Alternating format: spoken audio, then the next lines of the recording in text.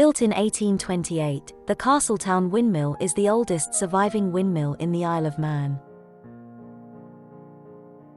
Due to the prevalence of gales, and the existence of cheaper alternative power sources such as water wheels, windmills were not so commonly found on the island. Only around a dozen of windmills have been recorded in the island's history, and most of them concentrate in the north where agriculture dominates. Today most of those windmills have either disappeared, abandoned, or converted into other usages. Since its birth, the Castletown Windmill was destined to face a bumpy road ahead. During the inaugural period, its sail arm was twice damaged by strong wind. Then some years later, a fire broke out, and it had to be rebuilt in 1848. By 1874, it had already been abandoned as a piece of antique ruin. The fate of the windmill reached a turning point in 1948. An ex-MI6 undercover agent named Cecil Williamson bought it, and converted it into the folklore center of superstition and witchcraft. It was opened to the public in 1951. But it was he, Gerald Brusso Gardner, who turned this windmill, now more commonly known as the Witch's Mill, into a world-famous attraction. Commonly known as the father of modern witchcraft or Wicca, Gardner was born in 1884 to an upper-middle-class family in Lancashire.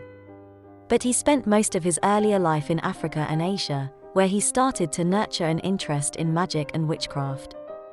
Gardner returned to London in 1945.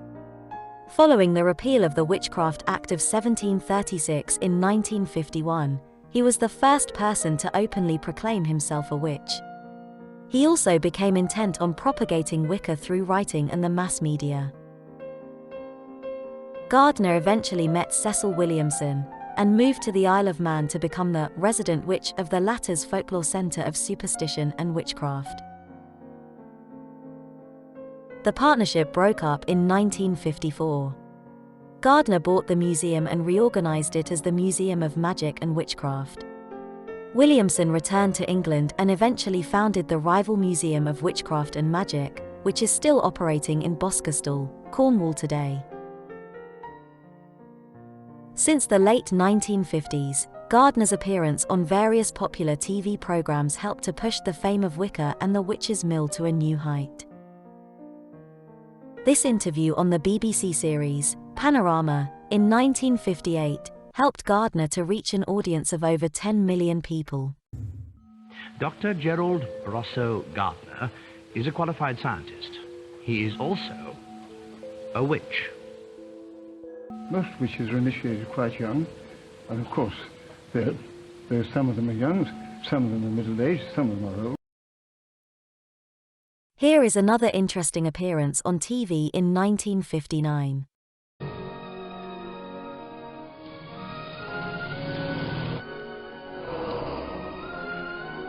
As we weren't able to produce any fairies, we found a self-professed witch instead, Dr. G.B. Gardner, sweeping the crossroads near his home in Castletown, placing the dust in a shoe in which it's taken indoors, is done to simulate sweeping away continuous bad luck.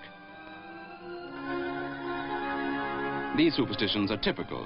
Many fishermen will still cancel a fishing trip if they see a red-haired woman or a cross-eyed man. In a tiny island 30 miles by 10 miles, there's a whole world of beauty, interest, and enchantment.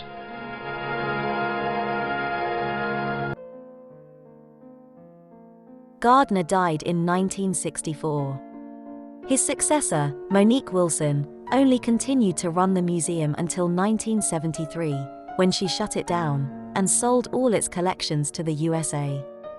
The Castletown Windmill was again abandoned. It was only until the mid-1990s that the abandoned windmill caught the attention of a property developer.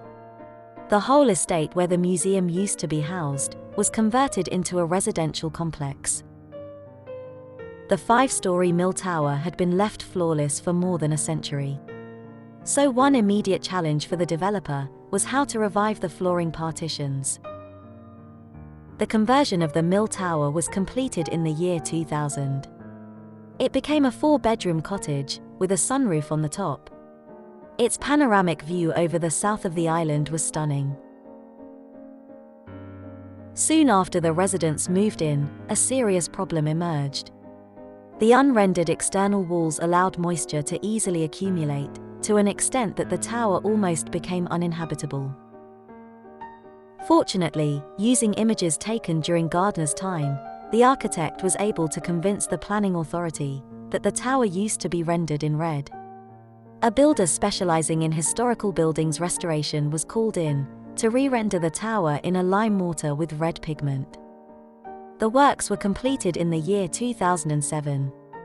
Not only did the Witch's Mill regain its original color, but it also became a comfortable home for its lucky owner.